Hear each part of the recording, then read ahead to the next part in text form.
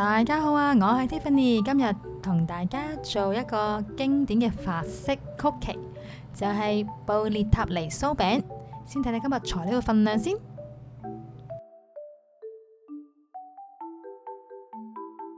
首先加入牛油，牛油要放置室溫至軟身。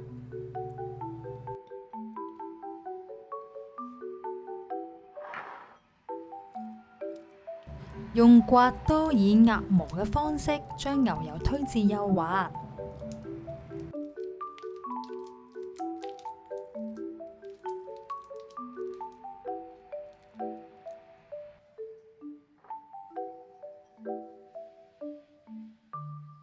然後加入糖粉，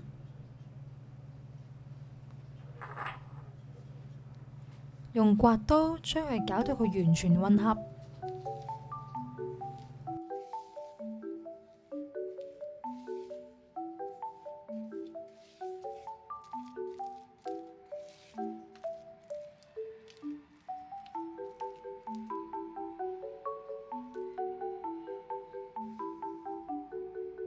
跟住就加入蛋黃，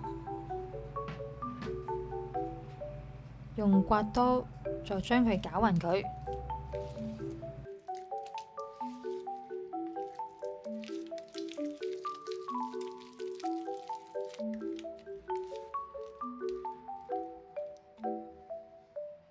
攪到完全混合之後，就可以加入 rum 酒，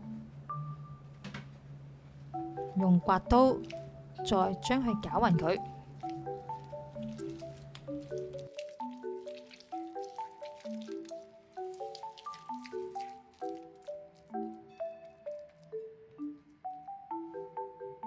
然後加入鹽、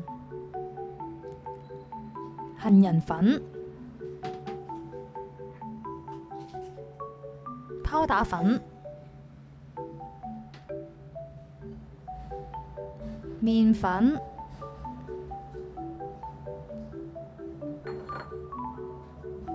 用刮刀再將佢攪到佢完全混合就可以啦。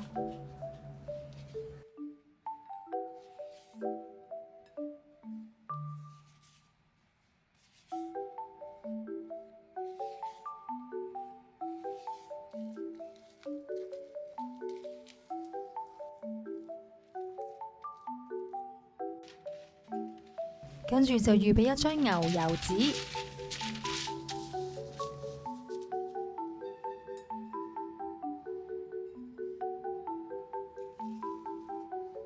然後就將已混合好嘅曲奇漿放喺牛油紙上面，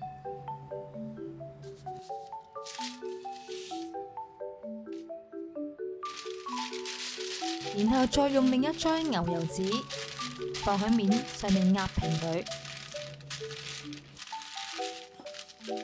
然後再用硬棍壓到佢1cm 厚度就可以啦。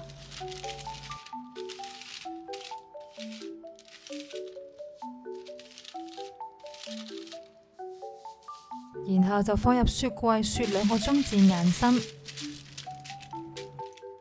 雪完2個鐘至硬身之後，就搣開牛油紙，用適合尺寸嘅模具將曲奇吸出嚟。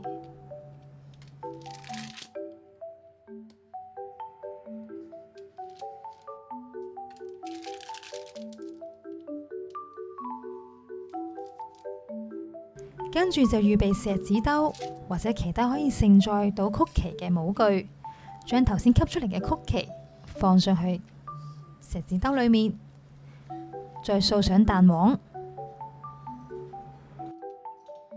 然後喺曲奇嘅表面上掃上蛋黃。因為我哋嘅吸模具呢個 size 呢就細咗少少啦，所以建議呢大家用翻個 fit size 嘅模具去做呢，出嚟嘅效果就會更靚啦。跟住就預備牙籤或者叉，可以喺曲奇表面上面畫坑紋。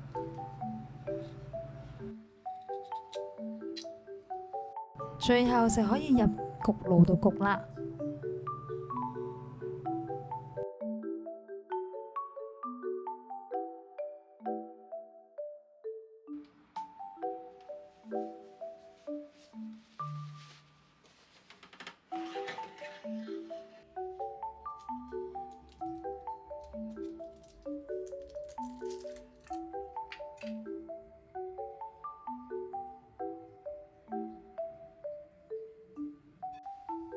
接下落嚟就係試食環節啦。